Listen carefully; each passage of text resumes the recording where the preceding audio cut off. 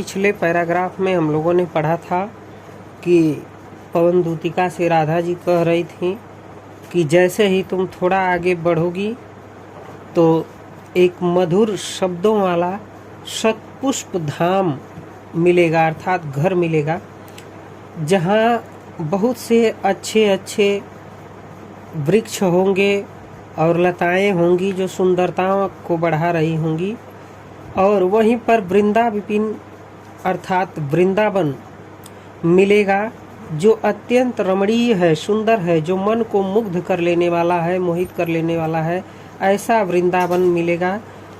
वहाँ से तुम आना जाना लेकिन मोहित नहीं होना।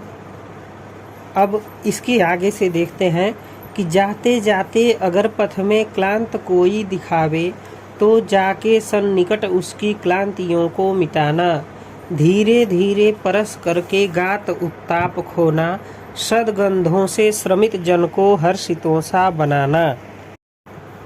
कह रही हैं कि जाते जाते अगर पथ में क्लांत कोई दिखावे, जब उस वृंदावन की तरफ तुम जा रही हो तो वहाँ से जाते जाते अगर पथ माने रास्ता में क्लांत कोई दिखावे, क्लांत माने थका हुआ, जो थका हुआ यदि कोई दिखाई दे तो जाके सन्निकट उसकी क्लांतियों को मिटाना, तो उसके सन्निकट यानी एकदम पास चले जाना और उसकी क्लांतियों को मिटाना, उसकी थकान को दूर कर देना। कैसे? धीरे धीरे परस करके गात उत्ताप खोना, धीरे धीरे परस करके। तुम हवा हो और मेरी दूतिका बन के जा रही हो, यदि कोई थका मिले तो उसकी थकावट को धीरे धीरे परस करके, धीरे धीरे हवा के माध्यम से स्पर्श करना, परस माने स्पर्श करना या सहलाना, सहला करके गात उत्ताप खोना। गात माने शरीर का, उत्ताप मतलब जो ताप है, गर्मी है, कष्ट है, उसको तुम धीरे धीरे खो देना, अर्थात दूर कर देना। सदगंधों से श्रमित जन को हर्षितों सा बनाना, और अपने सुगंध के द्वारा अपनी सुगंध बिखेर करके श्रमित जन को, जो मेहनत करने वाले लोग हैं, थके लोग हैं, उनको हर्षितों सा बनाना। थके हुए जन मतलब लोग को हर्षितों सा बनाना, प्रसन्न चित्त बना देना। एक बार पुनः पूरे का देख लेते हैं। कह रही हैं कि जाते जाते अगर रास्ते में कोई थका हुआ दिखाई दे तो उसके पास जाकर के उसकी थकावट को दूर कर देना और धीरे धीरे स्पर्श करके उसके शरीर के ताप को, गर्मी को, उष्णता को, कष्ट को दूर कर देना, और अपने अच्छी सुगंध के द्वारा श्रमित लोगों को या थके हुए लोगों को हर्षितों सा बना देना, अर्थात प्रसन्न चित्त कर देना।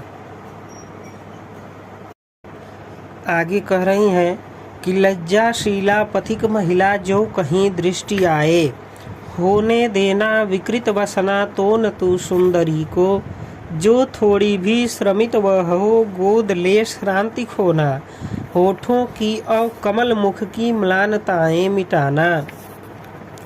कोई क्लांता कृषक ललना खेत में जो दिखावे, धीरे धीरे परस उसकी क्लांतियों को मिटाना। जाता कोई जलद यदि हो व्योम में तो उसे ला, छाया द्वारा सुखित करना तप्त भूतांगना को। कह रही हैं कि लज्जाशीला पथिक महिला, स्त्री यदि कोई तुम्हें दिखाई दे जो लज्जाशील हो, जो लज्जा से युक्त हो, ऐसी स्त्री यदि कहीं तुम्हें दिखाई दे, तुम्हारी दृष्टि में आए, तो होने देना विकृत वसना तो न तू सुंदरी को। तुम हवा हो, इसलिए उसके वस्त्र को विकृत अर्थात अस्त व्यस्त या एक तरह से कह लें उड़ने न देना, तो न तू सुंदरी को। उस सुंदरी के शरीर पर से उसके वस्त्र को उड़ाना मत। जो थोड़ी भी श्रमित वह हो गोद ले श्रांति खोना। जो थोड़ी सी भी यदि वह तुम्हें लगे कि श्रमित है, थकी हुई है, तो गोद ले श्रांति खोना, तो अपनी गोद में लेकर के, अपने आगोश में लेकर के उसकी थकान को मिटा देना। होठों की और कमल मुख की म्लानताएं मिटाना, और उसके होठों की और कमल मुख की और कमल के समान दिखने वाले मुख की म्लानताएं, मलिनता को क्या कर देना, मिटा देना, दूर कर देना। एक बार पुनः देख लेते हैं। राधा कहती हैं कि यदि रास्ते में जाते वक्त कोई पथिक महिला जो लज्जाशील हो तुम्हें दिखाई दे, तो तुम उसके वस्त्र को उड़ाना न और उड़ने न देना, और जो थोड़ी भी वह थकी हुई दिखाई दे तो उसे अपने गोद में लेकर उसकी थकान को मिटाना, अर्थात उसे शीतलता प्रदान करना, और उसके कोमल होठों की और कमल के समान मुख की मलिनताओं को मिटा देना। आगे देखते हैं। कह रही हैं कि कोई क्लांता कृषक ललना खेत में जो दिखावे। कोई क्लांता, देखिए वहाँ क्लांत था पुल्लिंग के लिए, यहाँ क्लांता स्त्रीलिंग के लिए। कोई क्लांता यानी कोई थकी हुई, कृषक ललना यानी किसान स्त्री, कृषक माने किसान, ललना स्त्री, यानी कोई थकी हुई किसान स्त्री या किसान की स्त्री खेत में जो दिखावे। यदि खेत में कहीं दिखे तो धीरे धीरे परश उसकी क्लांतियों को मिटाना, तो धीरे धीरे स्पर्श करके उसकी क्लांतियों को, उसकी थकावट को मिटा देना। जाता कोई जलद यदि हो व्योम में तो उसे ला। जलद माने बादल, मैंने पहले भी आपको बताया था। करें कि जाता कोई जलद यदि व्योम में हो, यदि कोई बादल आकाश में जा रहा हो तो उसे ला। तुम हवा हो, उसे खींच करके अपनी तरफ आकर्षित करके लाना, और छाया द्वारा सुखित करना तप्त भूतांगना को, और उस बादल के द्वारा छाया दे करके तुम सुखित करना उस तप्त भूतांगना को, जलती हुई थकी हुई स्त्री को तुम शीतलता प्रदान करना, आराम पहुंचाना।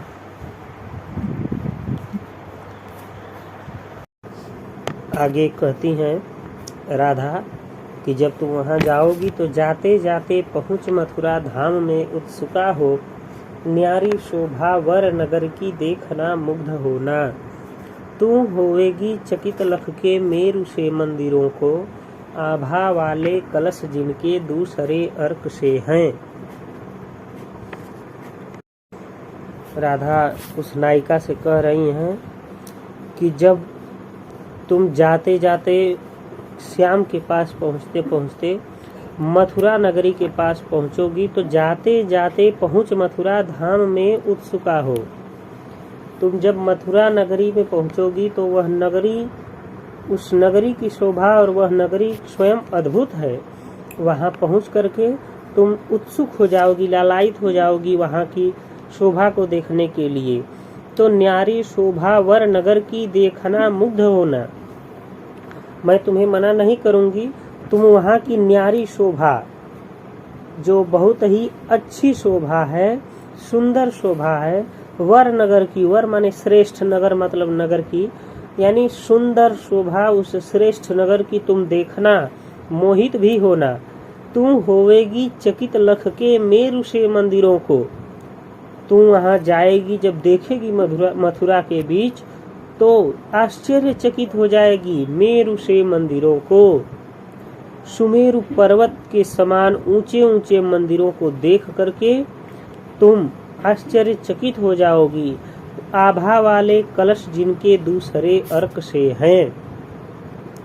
आभा वाले कलश जो चमकते हुए आभा के समान यानी किरण के समान चमकते हुए कलशों से युक्त जो मंदिर होंगे वह सुमेरु पर्वत के जैसे ऊंचे ऊंचे, उनको तुम देखोगी तो दूसरे अर्क से हैं। ऐसा प्रतीत होगा कि सूर्य जैसे चमक रहे हों, और ऐसे भव्य मंदिरों को देख करके तुम विस्मृत रह जाओगी।